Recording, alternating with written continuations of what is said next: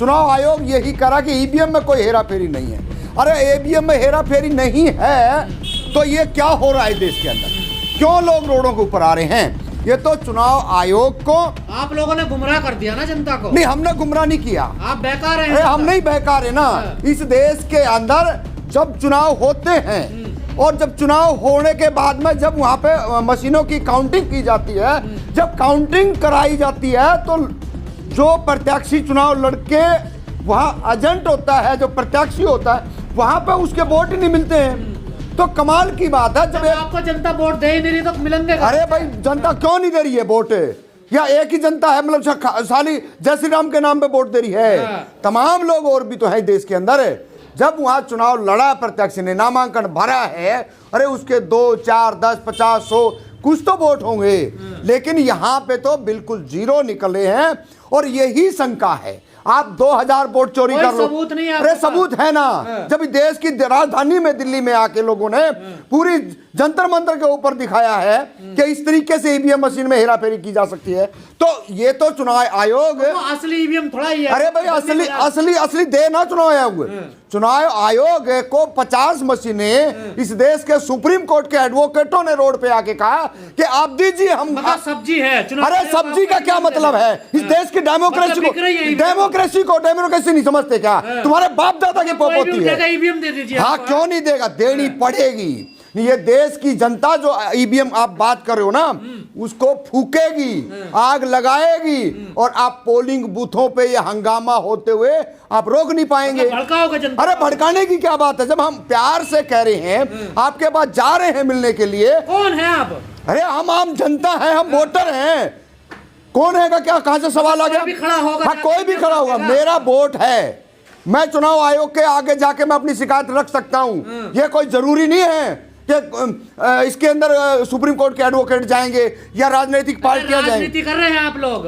कोई राजनीति नहीं कर रहे। हमारे वोट के साथ, देश के साथ, आम जनमानस के साथ इस देश के अंदर लूटा खसूटी, मारा पीटी होने के लिए करते हैं आप सारा काम। ये किस बात की हाईलाइट है? हाईलाइट होना चाह रहे हैं। किस बात की हाईलाइट है? आपको नहीं पता? ये चेहरा चमक रहा है। अभी 22 जनवरी को क्या हुआ है देश के अंदर है, ये इस पे ये चेहरा नहीं दिखता है। पूरा देश के अंदर एक रंग में रंग दिया, ये चेहरा नहीं दिखता है। अरे काय का रामलला आए हैं आप? रामलला आए हैं, रामलला आए। ईवीएम से उसका क्या लेना देना है? नहीं देखिए, बात ये है कि जब ताकत उनके पास आती है तो ताकत से वो सारे अपने एजेंडे सेट करते हैं। ईवीएम ही तो है सारी जड़ों, सारी बीमारियों की जड़े।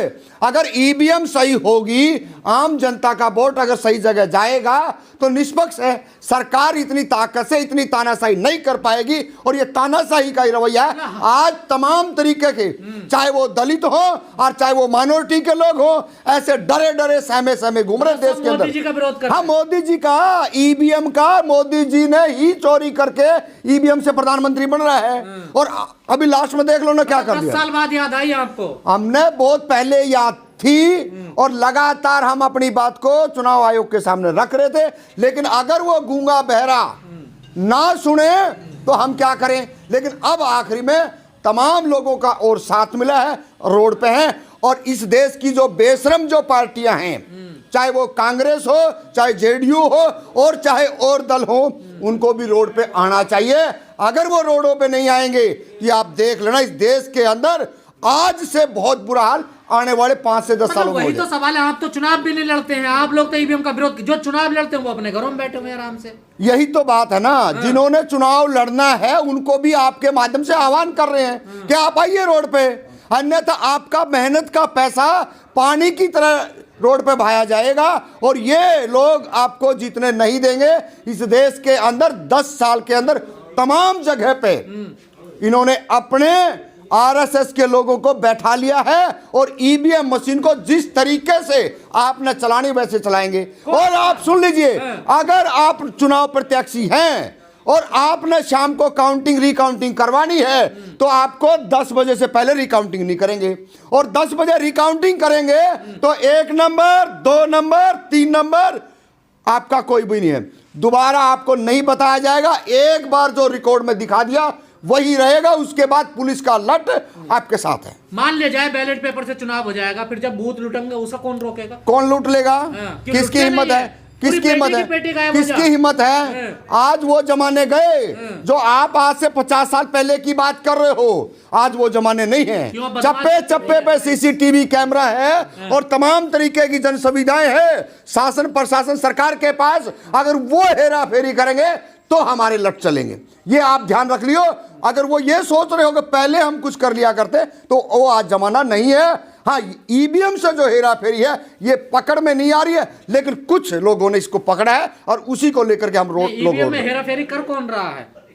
जो वर्तमान में सत्ता है वो कर रही है। चुनाव आयोग करवाता, सत्ता का क्या मतलब? सुनिए ना, अरे उन्होंने बैठा दिया ना, हमने क्या कह रहे हैं आपने सुना नहीं? जो आरएसएस के जो गुंडे हैं, जो उनकी विंग के जो लोग हैं, वो सारे डीएमडीसी बना के बैठा रखे हैं और वही उन्होंने ही करवाना है। तो आरएसएस में गुंडे होते हैं? बिल्कुल होते हैं। इस देश के अंदर क्या हो रहा है ये? अगर ईवीएम के लिए अगर तमाम लोगों को ये बात सोचनी चाहिए, और जो उनके भी बालक बच्चे हैं उनके साथ भी ये घटनाएं हो सकती हैं। अगर वो आज ईवीएम के बारे में नहीं बोल रहे और वो संघ की शाखाओं में जाके और डीएमडीसी अगर बने बैठे हैं, वो सोच रहे हैं कि हम ही रहेंगे, तो ये भूल जाना देश के अंदर हमेशा सत्ता परिवर्तन हुआ है, देर से ही सही, लेकिन भुगतना आप लोगों को पड़ेगा। तो जब ईवीएम से वोट चोरी हो रही तो फिर सत्ता परिवर्तन कैसे होगा फिर? अरे हम न कह रहे हाँ, नहीं होने चाहिए ना। आप क्यों करवा रहे हो? बैलेट पेपर से चुनाव कराइए। आप बैलेट पेपर से देश के अंदर चुनाव हो। कोई हारने की बौखलाहट नहीं है। हारने की बौखलाहट तो अभी बिहार से आ रही है, जिसको डर है, जिन्होंने सर्वे करवाया है कि ईवीएम मशीन से भी हार रहे हो। अरे पहले अपने नेताओं को तो रोक लो। हम अपने नेताओं को तो रोक रहे। हाँ, वो बीजेपी का नेता हैं, वो हमारे नेता नहीं है। अगर हमारे नेता होते तो इस तरीका, हमारा नेता लालू जी है। अरे सारे नेता आपके बीजेपी में जा रहे हैं। कोई नेता हमारे जो सामाजिक न्याय के योद्धा हैं वो कोई बीजेपी में नहीं जा रहा है। बीजेपी में वो लोग जा रहे हैं जो तलवे चाट, जूते चाट, चुटियाधारी और जनेऊधारी लोग हैं। नीतीश कुमार समाजवादी नहीं है? नहीं, कहाँ का समाजवादी है? वो तो पलटू है। पूरे देश के अंदर बार बार आवाजें निकल रही है कि पलटू कितनी बारी पलटी मारेगा। अरे वो एक बार नहीं, 2 बार नहीं, 3 बार नहीं, 4 बार, अब की 10वीं बार मुख्यमंत्री बनना चाह रहा है। इस देश की जनता इतनी भोली भाली नहीं है। अगर उसने ये खेला किया है तो उसका परिणाम भुगतना पड़ेगा। और ये देख लेना, आने वाले चुनाव के अंदर अभी वो 10 पे आ जाएगा, 10 विधानसभा पे टिक जाएगा। आने वाला चुनाव बैलेट पेपर से होगा? बैलेट पेपर से चुनाव होगा तो सुपड़ा साफ होगा। बैलेट पेपर से चुनाव तो करा के रहेंगे। अगर किसी देश के अंदर किसी को गलतफहमी है तो वो अपनी गलतफहमी निकाल दे।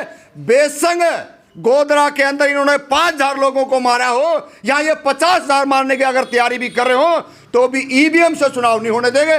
जितना कत्लेआम इन्हें करना है ये करें, लड़ेंगे। आप कैसे रोकोगे? ये जनता रोकेगी। हम जनता हैं भाई।